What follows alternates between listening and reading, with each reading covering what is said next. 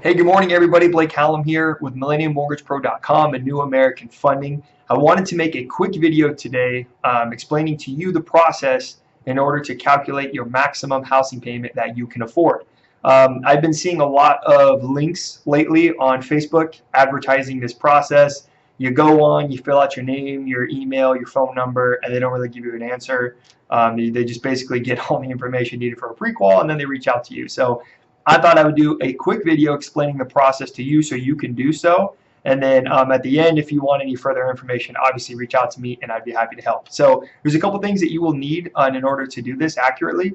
First and foremost, you will need to know what your monthly income is, and I'll explain how to calculate that because some people get kind of confused on that. So you'll need to know if you're hourly, what your hourly rate is, and then how many hours you work a week, and I'll go into this in a little bit, or if your salary, and that's really all you need. Number two, you'll also need to know all of your monthly minimum payments for all of your debt. So that includes your credit cards, all of those, whatever the minimum payments are. If it's 25 or 50, kind of jot those down. If you have a car payment, you'll need that. If you have any like loans for, say, for example, if you finance a TV purchase, some furniture, couch, anything like that, you'll need to know those. And then also school loans. So you have to be careful with school loans because a lot of times you might have 3 or 4 school loans and you might have payments of 25 each on those, but maybe you pay 500 a month. You just need to know the minimum for all of those school loans. So keep those in mind, jot those down, and we will use that later. Okay, so step one is determining whatever your monthly income is. If your salary, it's really, really easy. You just take your salary, your annual salary, so if it's 48,000, divide that by 12, you have 4,000 is your monthly income.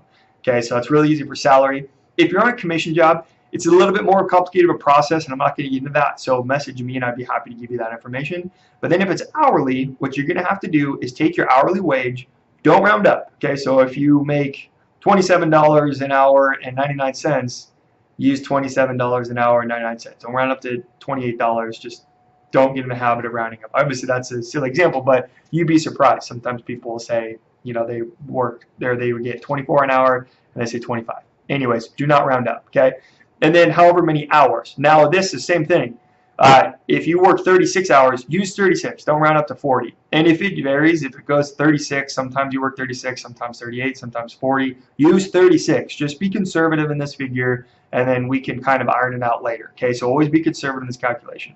Take your hours that you work a week, times it by your hourly rate, okay, and take that number, times that by 52, and then divide that by 12, okay? So whatever your income a week, so 25 an hour times 40 hours a week, take that number, times that by 52, that's the amount of weeks in a year, and then divide that by 12, and that will give you your monthly income, okay? Now what you're going to do is you're going to take that number, whatever it is, so say it's 5,000, it came out to 5,000, and you're gonna times that, so times 5,000 times 0.45. Okay, so we're using 45% as your back end ratio on this.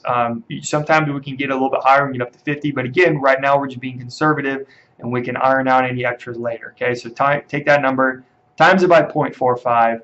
That is your total back end DTI. So that's your debt to income ratio. That is your total monthly debts that are taking up your income, okay? So then what you're going to do is you're going to subtract all those minimum payments out of there. So hopefully you make kind of a lump sum. If not, then you can figure that out now. So if you have 2 credit cards that each are $25, so that's 50, and then a car payment of 200.